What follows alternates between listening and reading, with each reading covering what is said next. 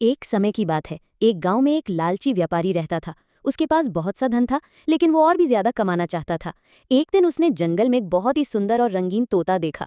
तोता बहुत ही मीठी आवाज में बोल रहा था और व्यापारी को लगा कि अगर वो इस तोते को बेचता है तो उसे बहुत मुनाफा होगा।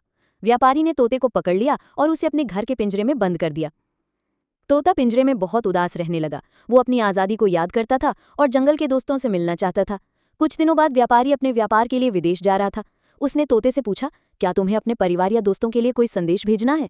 तोते ने सोचा और जवाब दिया, हाँ, जंगल में मेरे परिवार वालों को बताना कि मैं एक पिंजरे में बंद हूँ और बहुत दुखी हूँ। उन्हें कहना कि अगर कोई मेरी मदद कर सकता है तो जरूर करें। व्यापारी ने तोते का संदेश मान लिया और वो विदेश चला गया। जब वो जंगल से गुजर रहा था तो उसने तोते के परिवार वालों को ढूंढ लिया और उन्हें तोते का संदेश दिया। जैसे ही तोते के परिवार वालों ने ये संदेश सुना, उनमें से एक तोता जमीन पर गिर गया और मरने का नाटक करने लगा। व्यापारी ये देखकर बहुत हैरान हुआ। उसने सोचा कि शायद तोते का भाई या दोस्त मर गया है। वो दुखी होकर आगे बढ़ गया। व्यापारी अपना काम खत्म करके घर लौटा।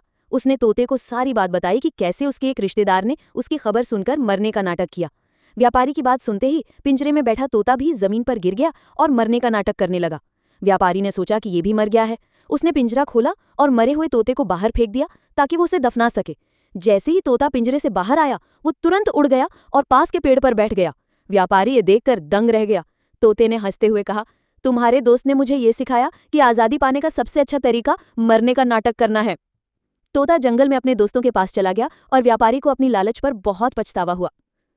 कहानी से सीख। इस कहानी से हमें ये सीख मिलती है कि कभी कभी हमें जीवन में कुछ पाने के लिए या आज़ादी के लिए एक बड़ी कीमत चुकानी पड़ती है, और चालाकी और समझदारी से हम बड़ी मुश्किलों से भी बाहर निकल सकते हैं।